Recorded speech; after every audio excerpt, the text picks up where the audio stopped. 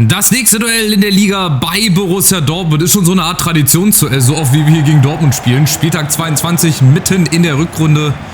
Ja, die letzten Spiele vom Ergebnis her gingen so, würde ich sagen. So eine 5 von 10, 6 von 10. Ja, wir haben 1-1 in Hoffenheim jetzt zuletzt gespielt. Robin Koch leider verloren, den müssen wir also heute ersetzt bekommen. Ja, und Dortmund ist halt Dortmund. Wenn ihr die Karriere hier verfolgt, ihr wisst, was die für Leute drin haben. Diesen Finn Buckley, den, wie gesagt, den hätte ich halt immer sehr gerne noch bei uns gesehen, aber da kann ich auch noch 10.000 Mal mir das wünschen, er wird nicht zu uns wechseln, weil der halt einfach zu viel Geld kostet. Aber wir haben auch eine gute Truppe und die fängt hier schon mal richtig gut an. Usun und Ekitike. Oh, schade. Das hätte ich eigentlich als Rückpass gewertet.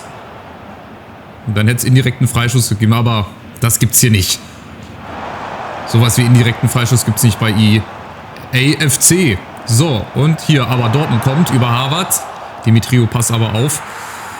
Und wir sehen heute zum ersten Mal, was mir jetzt klar auch schon aufgefallen ist, wir spielen in Orange. Ich glaube, wir haben noch nie in Orange gespielt, sonst wähle ich ja immer unsere Heim- oder Auswärtstrikots. Aber heute ist es mal das dritte Trikot. Warum nicht? Sieht ja auch schön aus. Und versuche hier natürlich klein nach vorne zu spielen. Oh, guck mal, das Oma Adingra, gut gesehen. Aber jetzt ist er wieder alleine gegen 4-5 Mann. Ist wieder niemand da. Fofana ist da, Adingra. Ja, ist schön und gut hier. Ball hin und her gespiele. Aber irgendwann muss auch mal was Zwingendes nach vorne geschehen. Aber guck mal, die wissen sofort, was man macht. Du brauchst eigentlich gar nichts versuchen. Du brauchst dich nicht mal drehen. Du brauchst nicht mal hier ins 1 gegen 1 gehen. Jetzt vielleicht Usun, Koopmeiners. Also irgendwann haben wir hier 100% Ballbesitz. Aber ist egal, dann spielen wir halt mal hinten rum. Dann ist es halt mal so ein Spiel. Je weniger Dortmund in Ballbesitz ist, desto weniger Chancen haben die. Aber irgendwann geht das halt auch schief, ne? Irgendwann geht auch mal ein Ball verloren, aber nicht jetzt. Guck mal, das Ekitike läuft durch. Oh, aber wohin? So blind einfach nach unten durch. Weißt du, mach doch mal einen anderen Laufweg.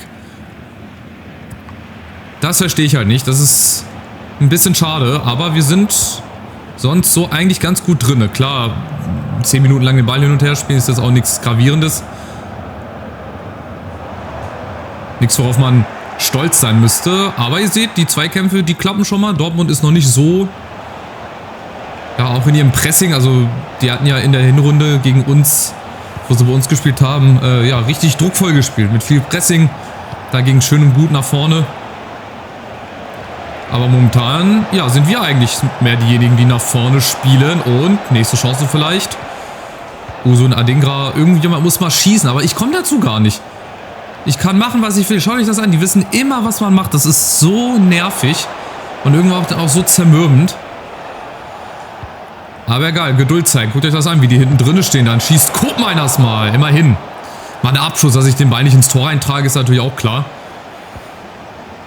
Aber gut, ihr seht, die Dortmunder, der muss eigentlich bei uns sein. Ach, schade, Adingra ist aber leider nicht so gut im Zweikampf. Von daher wäre das fast der Ball für uns wieder gewesen.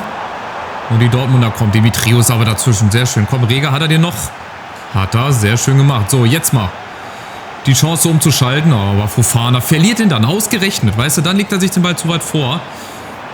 Oh, Reger, Dimitriou kommt auch nicht ran und die erste Chance nach einer halben Stunde für den BVB hat lange gedauert. Von mir aus muss das auch nicht unbedingt so weitergehen. Aber wir machen bislang eigentlich ein gutes Auswärtsspiel. Jetzt müssen wir nur die Ecke irgendwie verteidigt kriegen, Achtung! Ich glaube, Bensebaini war es und Santos rettet da in allerhöchster Not. Nächster Eckball kommt, auch wieder gefährlich. Brown ist dazwischen. Achtung, nächste Chance. Aber das ist mehr Zufall. Was ist denn jetzt? Was wollen die denn haben? Elfmeter? Nein. Das sind mehr so Zufallsprodukte. Die Bälle, die kommen immer genau an den Fünfer, aber da muss mal irgendeiner klären. Jetzt zum Beispiel Usun. Die Chance umzuschalten über Adingra. Usun läuft mit. Ah, es geht aber zu langsam. Das ist zu langsam. Vorne Ekitike. Ich habe ja auch wieder das Gefühl, vielleicht sehe ich es auch als einziger so, dass dieses Gameplay wieder ein bisschen langsamer geworden ist seit dem letzten Update. Also ist nur so mein Gefühl. Auch so in Ultimate Team, wenn ich ab und zu mal die Weekend League noch spiele, das wirkt alles auch wieder so träge, so schleppend. Vielleicht sehe es nur ich so. Weiß ich nicht. Ja, ihr könnt es ja mal in die Kommentare schreiben, wenn ihr gerade auch noch aktiv EAFC spielt oder nicht schon längst auf das nächste Spiel wartet. Ist momentan so mein Gefühl. Fofana, ja, der Abschluss kommt! Was ein krummes Ding! Ich habe schon abgewunken, ich habe den gar nicht so gefährlich gesehen, aber gut. Yusuf Fofana hat er schon öfter gemacht, aber der darf eigentlich auch nicht reingehen. Um Gottes Willen. Also der war ja nicht mal gut geschossen, ne? Davon mal abgesehen. Da ist nicht viel Kraft dahinter. Ja, den muss er eigentlich halten. Vielleicht sieht man es hier nochmal ein bisschen besser. Auch zu viel Platz natürlich. Guck, der bekommt da eigentlich gar keinen Druck hin. Dann wird er immer länger und ja, offensichtlich war der so platziert geschossen. 7. Tor schon für Fofana. Auch richtig gut, dass wir die Torgefälligkeit aus dem Mittelfeld haben. Aber wie gesagt, das ist so ein Tor. Das darf nie fallen. Aber ich will mich auch nicht beschweren, weil sonst nimmt der Schiri noch irgendwann zurück und sagt, ach komm, jetzt hast du dich aber lang genug beschwert, dann nehme ich es auch wieder zurück. Und die nächste Chance, Koopmeiners, Usun unten habe ich im Blick, oder Ekitike. Ja, Ekitike macht es mal alleine, ist vorbei. Ekitike! Okay, wir machen so weiter. Es ist bislang echt ein gutes Spiel, das ist wirklich eins unserer besseren Spiele. So in den vergangenen Wochen. Und auch beim BVB oder generell gegen Dortmund. Wir haben ja auch schon Spiele gehabt, wo wir echt hinten ab und zu mal den Atem angehalten haben, weil die Dortmunder hier einen Angriff nach dem anderen gefahren haben. Aber bislang, in der ersten Halbzeit, sieht das relativ gut aus. Für uns, Adingra schickt der Usun. Ja, schöner Ball. Reger außen muss mitkommen. Hoffentlich nicht im Abseits. Und jetzt muss ich Ekitike fallen lassen. Da ist er, Ekitike. Wird abgeblockt. Aber nochmal Applaus, Applaus. Ja, Chapeau, eine gute erste Halbzeit. Liegt an den Trikots vielleicht. Vielleicht sind die auch einfach zu sehr geblendet von diesem grellen Orange. Weiß ich nicht. Dann müssen wir es häufiger so spielen. Aber ihr seht das. 72% Ballbesitz. Ruht auch daher, dass ich mir gerade 10 Minuten in-game den Ball hinten rumgespielt habe. Aber ich finde das auch so ein gutes Spiel. Also ich bin zufrieden. Vorne müssen wir halt das zweite machen. Also beim 1-0, wenn man hier irgendein Spieler 1-0 ausgeht, weiß ich nicht. Dann ist irgendwas an dem Spiel kaputt. Aber normalerweise müssen wir mindestens mal ein zweites Tor machen. Weil ich weiß, wie ich verteidige. Ich weiß, wie das Spiel sich auch entwickeln kann. Von daher legen wir doch hoffentlich jetzt gleich ein zweites nach. Vielleicht jetzt. Oh, Ekitike. Schade, das wäre ein schönes Ding geworden. Oh ja, Fofana. Ja, kein guter erster Kontakt. Sonst hätte ich da wirklich mal drauf geschossen. Aber es geht weiter. Fofana, Brown. Oh, schade. An der Seitenlinie. Und dann wieder mit in die Defensive hinten. Sucic. Ich weiß auch gar nicht, ob hier die besten Spieler spielen. Ist ja auch egal. Vorne Havertz, jetzt aufgepasst. Da müssen wir hin. Brandwaite, ja, ist im Zweikampf sehr, sehr gut. Auch die gewinnen wir heute mal für uns. Und dann spielen wir die Bälle auch so hinten raus. Sehr, sehr gut. Brown, ja, nee, da wollte ich eigentlich nicht hin. Und wir haben auch Platz über den Flügel. 2 gegen 1. Warum nicht? Hopp, Usun gegen Anton. Usun ist vorbei. Komm, der ist doch schneller. Und Hakimi, der ist auch schnell. Ekitike. Mach mal auf die Außen. Jetzt legt er sich seinen 2-0 vor hier. Ah, schade, aber kommt nicht ran. Und wir gewinnen die zweiten Bälle. Das ist auch sehr, sehr entscheidend. Wir gewinnen hier die zweiten Bälle. Die landen auch bei uns. Spielglück haben wir natürlich auch. Oben Usun. Oder Fofana. Ne, Usun kriegt den Ball. Ekitike jetzt mit der Chance. Aufs 2-0. Und die Dortmunder müssen wir wechseln. Zubeldia für Doucouré. Ja, irgendwas muss passieren. Aber wir machen weiter. Das ist gut. Sieht gut aus. Gutes Auswärtsspiel. Führung verdient. Aber das zweite, vielleicht jetzt nach der Ecke. Ja, die kommt gar nicht schlecht. Brandwaite nochmal auf Koopmeiners. Oh, der hat jetzt viel Platz. Oh, der ist zu lange in der Luft. Was machen wir denn jetzt hier? Egal, wir spielen uns den Ball dann auch wieder hinten rum zu. So, zack. Verschieben. Koopmeiners, das sieht echt gut aus. Also ich frage mich, wieso, wenn ich schon häufiger mal so gespielt habe. Ja gut, komm, sage ich schon, ist der Ball weg. Warum nicht einfach häufiger so spielen? Aber jedes Spiel ist anders. Das muss man auch dazu sagen. Das gehört auch zur Wahrheit mit dazu, dass nicht jedes Spiel gleich ist. João Pedro, Demetrio. Nein, den läuft er ab. Sehr, sehr gut. Und dann auch hinten raus. Das klappt heute relativ gut, ja. Und wieder Usun. Zieht auch immer wieder über den Flügel oder auf den Flügel. Und somit reißt er Lücken für unter anderem Fofana gegen Hakimi. Fofana allein auf Spitzenwinkel. Nächste Chance.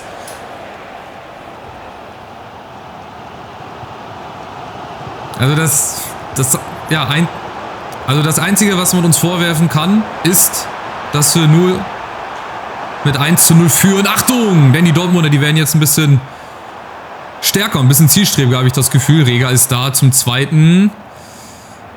Dortmund setzt sich fest. Achtung, Havertz. Da ist die Lücke. Und da war die Latte im Weg. Und Larsson. Oh, Hugo Larsson, haben die den da verkauft? Ist das Hugo Larsson? Ja. Die haben Hugo Larsson an den BVB verkauft. Ihr seid doch verrückt. Was ist das denn? Ihr könnt doch nicht einfach einen der besten Spieler bei euch im Kader verkaufen. Also das war noch vor meiner Zeit. Definitiv. Den hätte ich nicht weggegeben. Aber gut, dafür haben sie sich vielleicht dann Grobmeiners geholt, oder? Habe ich den geholt? Nee, der war schon da. Ich glaube, Fofana habe ich mir geholt, genau. Aber der Grobmeiners, der war noch da. Oder schon da. So. Nächste Chance. Usun, ja. Nee, das ist kein Abseits. Dortmund spielt da auf Abseits, aber war es nicht. Fofana macht das nochmal. Er macht es nochmal, aber trifft auch die Latte. Und es geht wieder in die andere Richtung. Also, es sind noch 15 Minuten. Ich weiß nicht, was das hier noch für eine Entwicklung nimmt.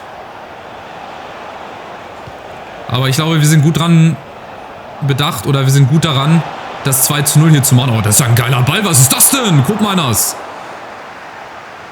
Da hätte ich jetzt nicht mit gerechnet, dass er da hinkommt. Deswegen war ich da auch gerade ein bisschen verwirrt. Und Dortmund ist nochmal da über Sucic, Fofana. Das ist echt ganz, ganz stark, was wir heute machen. Also auch in der zweiten Halbzeit gefällt mir das Mittelfeld. Oh, und die Defensive richtig gut. Einzig und allein das 2:0 fehlt. Das zweite Tor fehlt, was wir unbedingt machen müssen. Ah, Buckley kommt jetzt erst rein. Vielleicht lag es auch daran, weil Buckley nicht gespielt hat. Jetzt kommt er nochmal rein und Dortmund schießt 3 Tore in 10 Minuten. Dann kann ich aber meinen Kanal schließen hier. Nächste Ecke. Guck mal, das auch. Der kommt wieder nicht schlecht, aber Brandweight kriegt leider nicht so den Druck dahinter. Wir gucken mal, was wir so auf der Bank haben. Ich habe eigentlich noch gar keine Bedenken gehabt, hier irgendwie zu wechseln, aber wir können ja auch mal gucken. Listic vielleicht nochmal. Und vorne Duro für Ekitike. Der wirkte heute ein bisschen unglücklich. Der hat nicht so stark gespielt wie sonst. Also wie gesagt, der ist ja sonst eine Granate. Aber auch er hat mal so ein schwächeres Spiel mit dabei. Der misslungene Fallrückzieher. Aber er macht auch wieder Tore.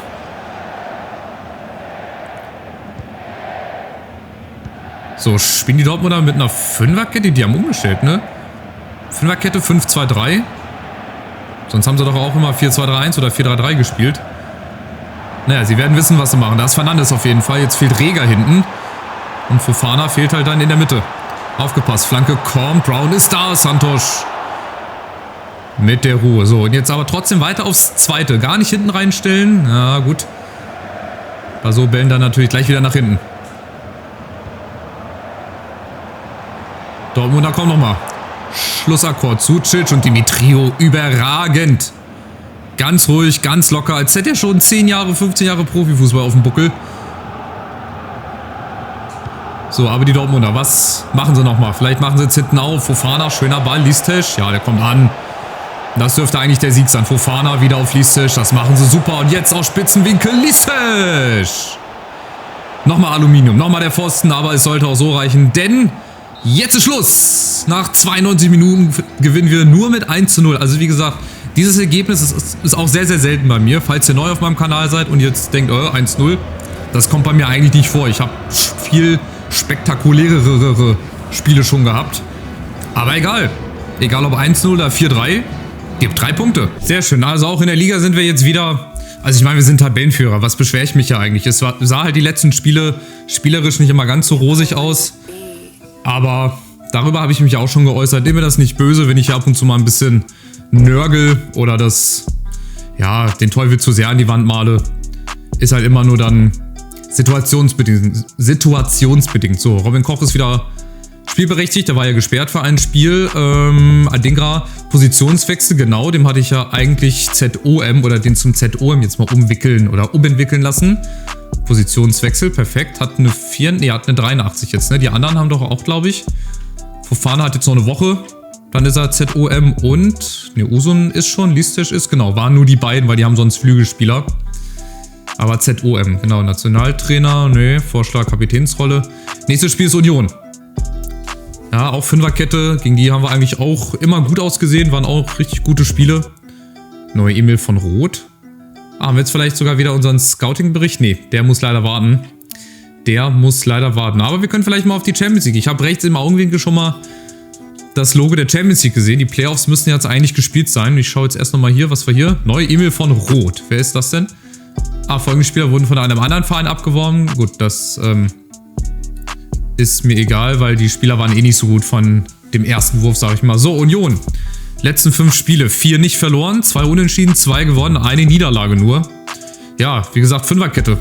Das kann gut gehen. Das kann so wie in der Hinrunde ausgehen, wo wir auch, glaube ich, ziemlich deutlich gewonnen haben. Du kannst ja aber auch einen Wolf spielen. Je nachdem, wie du halt die 5er-Kette spielst. So, jetzt wollte ich Champions League gucken. Gegen wen es denn da geht. Büro. So, Tabelle. Ihr seht, also das ist wirklich manchmal meckern und jammern auf hohem Niveau. Augsburg ist immer noch 6. Haben aber auch ein negatives Torverhältnis. 28 nur geschossen, 31 schon bekommen. Aber gut, ich darf gar nichts sagen. Wir haben 35 Gegentore. Das sind mit die meisten. Ja, unten Freiburg hat 43 Gegentore. 29 hat Gladbach. Hertha, Hamburg, Mainz sind unten. Und oben Leverkusen, die Bayern, Leipzig, ja, 8 Punkte hinten. Aber es ist noch zu viel und zu lang zu spielen. Ich gucke jetzt erstmal die Champions League. Ist schon Achtelfinale ausgelost? Ist schon ausgelost. Bologna. Haben wir nicht sogar schon gegen Bologna in der Ligaphase gespielt? Ich bin der Meinung, wir haben schon gegen die in der Ligaphase gespielt, ne? Naja. Und dann ist es so. Also, Bologna ist unser Gegner im Achtelfinale. Wen haben wir noch? AEK Athen gegen Liverpool, ganz langsam. Sociedad gegen PSG, Salzburg gegen Arsenal. Ja, ziemliche Brocken. Jetzt haben wir hier noch Lyon gegen den AC Mailand, Inter gegen Barca, Brügge gegen Real und Atletico gegen Man City. Mir fehlen irgendwie so ein paar Mannschaften. Ja, mir fehlen die Bayern zum Beispiel, mir fehlt der BVB. Wo sind die alle? Also klar, die Bayern sind schon in der Ligaphase ausgeschieden, aber hier die Playoffs, ist da irgendeiner? Guck mal, Bologna hat sich gegen den FC Porto zum Beispiel durchgesetzt. Leipzig-Salzburg, das ist quasi Bruder gegen Schwester. Also bleibt quasi in der Familie. Dortmund hat gegen Brügge verloren. Athen-Zagreb, okay. Spurs verlieren gegen Lyon nach Elfmeterschießen. Und Sociedad gewinnt halt gegen Marseille. Ja, also wie gesagt, es fehlen da ganz viele Mannschaften. Dortmund muss da eigentlich mit dabei sein. Die Spurs sind da normalerweise auch noch eine Runde mit dabei. Die Bayern, Juve. Also eine ganz, ganz komische Champions-League-Saison. Ja, wäre doch die Gelegenheit, das Ding zu gewinnen, oder? So viele starke Mannschaften. Haha, Barca, Real sind ja nicht mit dabei. Quatsch. Also, erstmal nächstes Spiel gegen Union. Ich hoffe, ihr seid wieder mit dabei. Lasst einen Daumen nach oben da, ein kostenloses Abo, wenn ihr meine Liga und Champions League-Saison weiterhin hier nicht verpassen wollt. Macht's gut. Vielen Dank fürs Zuschauen. Ciao, ciao.